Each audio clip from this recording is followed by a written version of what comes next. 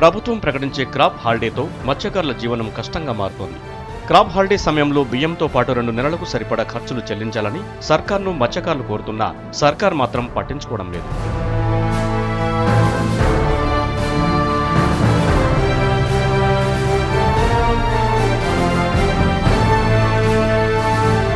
Crop holiday వచ్చిందంటే చాలు, తీరంలో బోట్లు, పడవలు అన్నీ రెస్ట్ తీసుకోవాల్సిందే. ప్రతి ఏటా 45 రోజుల పాటు క్రాప్ హాలిడే ప్రకటిస్తుంది సర్కార్. అయితే ఎప్పటిలాగే ఈ ఏడాది కూడా ప్రభుత్వం ప్రకటించే క్రాప్ హాలిడేను మరో 2 నెలల పాటు పెంచాలని డిమాండ్ చేస్తున్నారు మత్స్యకారులు.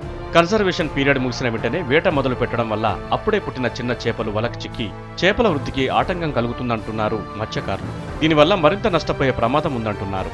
క్రాప్ హాలిడే అసలు 45 రోజులు ప్రతి సంవత్సరం ఉందండి. అది ఈ సంవత్సరం మేము 2 నెలలు కోరుకుంటున్నామండి. ఎందుకంటే 6 జూన్లో ముందుగుండా బోట్లు వెళ్ళడం వల్ల మాకు చిన్న సైజు రొయ్యలు, చేపలు పడుతున్నాయండి. దాన్ని అధిగమించాలనుకుంటే ఇంకో 15 రోజులు పెంచమని చెప్తున్నామండి. జూన్ ఎండింగ్ వరకు పెంచితే బాగుంటుందని చెప్పామండి. ఈ 19వ తారీఖున ఢిల్లీ వెళ్తున్నామండి, దాని గురించి తేలుతుంది.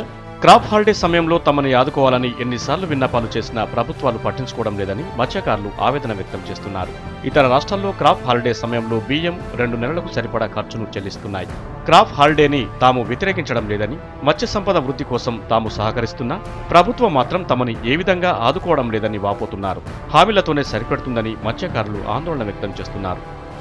మరో 15 రోజులు ఎక్స్ట్రా పెంచితే చేప పిల్లలు పెద్దవయ్యే అవకాశం ఉంటుంది, సంపద ఎక్కువ అవుతుంది. అంచేత 40 రోజులు పెంచడానికి మేము అడుగుతున్నాం. ఆ విధంగా 2 మాసాలు పెంచాలని కోరుకుంటున్నాం. అంచేత అన్సీజన్లోనూ ఈ మత్స్యకారులకి ఈ 2 నెలలు అనంతరం కూడా ఆదాయం లేని కారణంగా ఇబ్బంది అయిపోతుంది. కనుక మత్స్యకారుల రేషను మంజూరు చేయమని ప్రభుత్వాన్ని కోరుచున్నాం. క్రాప్ హాలిడే సమయంలో ప్రభుత్వం సహాయం అందక వేటను వదిలి కూలీ చేసుకునే పరిస్థితి ఏర్పడింది. ఇప్పటికైనా తమ డిమాండ్లను పరిష్కరించాలని కోరుతున్నారు మత్స్యకారులు. లేదంటే శాశ్వతంగా చేపల వేటను వదిలివేయడం ఖాయమంటున్నారు.